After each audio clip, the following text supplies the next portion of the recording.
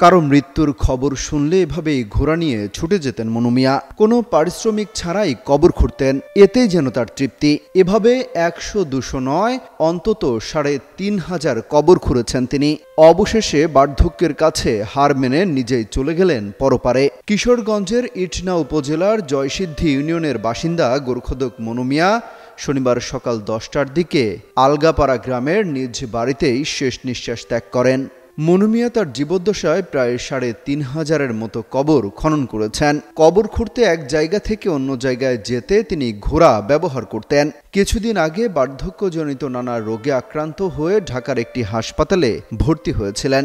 এই সুযোগে রহস্যজনক কারণে দুর্বৃত্তরা মনু মিয়ার ঘোড়াটিকে হত্যা করে। বিষয়টি নিয়ে গণমাধ্যমে সংবাদ প্রকাশ হলে চারদিকে সমালোচনার ঝড় ওঠে। তবে শারীরিক দিক বিবেচনায় তখন মনু মিয়াকে তার ঘোড়ার মৃত্যুর কথা জানানো হয়নি।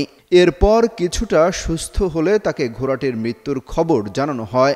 ঢাকায় চিকিৎসার পর কিছুটা সুস্থ হলে নিজ বাড়িতে যান মনু মিয়া। আজ সকালে সেখানেই শেষ নিঃশ্বাস ত্যাগ করেন তিনি।